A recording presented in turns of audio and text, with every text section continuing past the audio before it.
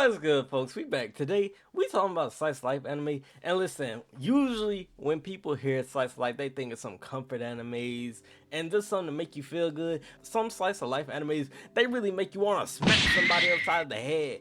And some of them might make you want to fight or just want to dance. So today, I'm talking about the best slice of life anime I've seen so far. And listen, slice of life anime is low-key one of the most misunderstood genres because people hear slice of life and they think nothing really happening, but slice of life is basically real life with all the boring parts cut out and everything. All emotions they high. Alright, have you ever wanted something so badly, but when you get it, you still feel empty inside? That's exactly what March Come In Like a Lion is talking about. This anime, it doesn't rush anything. It lets you sit in the life of a professional shogi player who's been through a lot. This anime, it understands something that a lot of people probably don't want to admit. Sometimes you get exactly what you want in life, and that's when everything starts falling apart. And one thing it does really well is it shows you that just because you're successful in something, it doesn't mean that all your problems just disappear for real. Like this man, he's still lonely. And I feel like this show really understands how heavy it feels when you lose someone that matters to you a lot. And one of my favorite scenes is when this teacher sits down and he talks to him casually. He asks him how much money he made.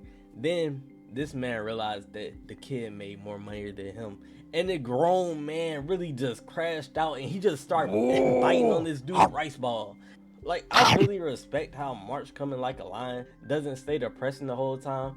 But listen, I feel like that scene, it is kind of funny, but it's also kind of sad if you think about it. Because you're really watching two people who going through life exhausted in a completely different way.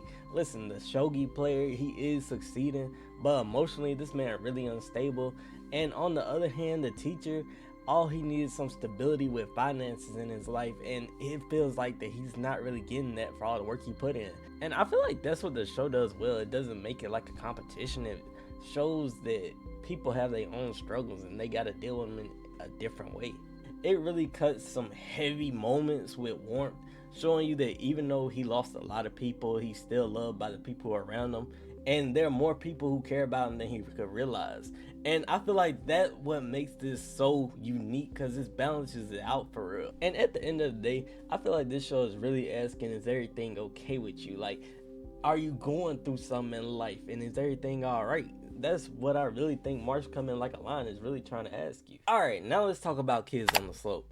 This show, it caught me completely off guard. Listen, you got jazz music, you got real hands being thrown, and you got characters who genuinely don't know how to talk about their feelings. And somehow it all works together. It'll go from you listening to some good jazz music, you feeling it, and then all of a sudden you see someone getting punched in their face. And the way they do it actually makes sense. But what really surprised me was the main character. When you first see him, you think this man gonna be timid, you think he's gonna be socially awkward and scared of everything.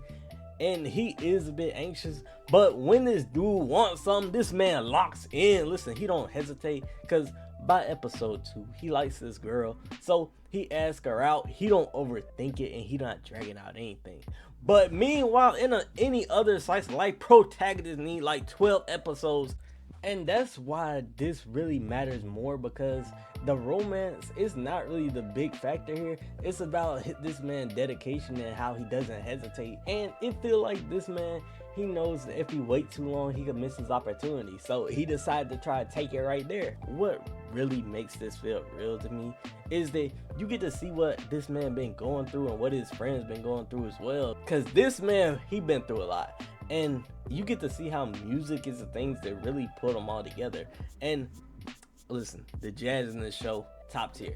If you like jazz, this already a win.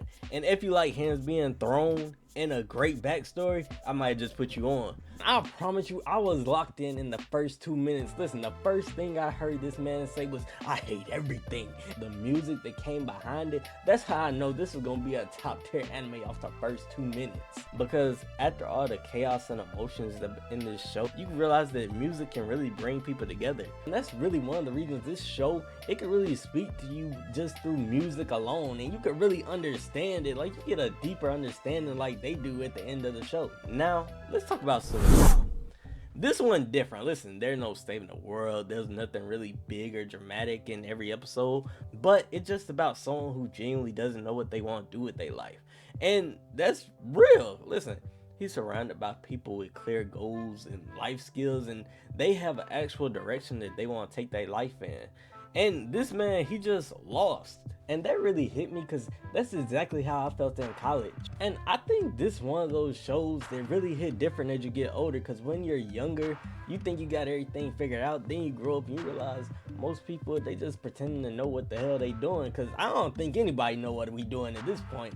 Hey, so far, all I know is my biggest dream is becoming a full-time YouTuber. Hey, we working there. Listen, Silver Spoon, it don't tell you how to chase your dreams. It really asks you if you even know what your dreams are. And this is a slice of life for people who feel like they've been left behind and lost because they don't know what they want to do in their life. And I feel like this one is really grounded and it's more relatable than people give it credit for. And listen, if I were to sum up Silver Spoon real quick, I gotta say, think of it like a city boy goes to the country and he don't know anything about where food comes from or anything like that. That's kind of how the story leans. Now, I want to talk about Silent Voice. This one, tough. I talked about it before, but this story, it's about guilt. It's about living with the things you did when you didn't know any better and trying to make it right after the damage has already been done. Listen, this movie is rage bait. Because it makes you mad on purpose, but then decides to introduce this character that completely changes how you see the story. And what makes this movie feel real is the redemption. It really takes some time because nobody is magically forgiven, and you actually watch this man struggle. You watch the consequences sit with him for a long time, and when the payoff finally comes, it really feels earned.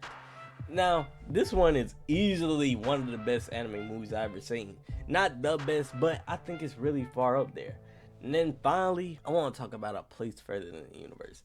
This one is criminally slept on because people think it's just about Antarctica, but I promise you, it's not. It's way deeper than that, because it's about people who have a fear of wasting time. Because in the story, you realize that one character really just doesn't want to waste the time that she has on this earth, and she want to do something with her life.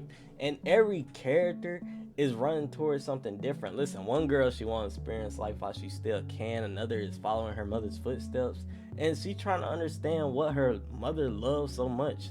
And the thing that I think this anime does so well, it understands fear, and the fear of waiting too long, and the fear of never doing anything meaningful in your life. And I'm not gonna lie, this one, it might make you cry. It hit me way harder than I expected. And on top of that, this show really did get me interested in living in Antarctica. Now, would I do it? Hell no. But I do think I do got a newfound respect for the people who do stay in Antarctica to do research on it. And listen, slice of life anime isn't about nothing happening. It's more about quiet moments that actually shape people for who they are.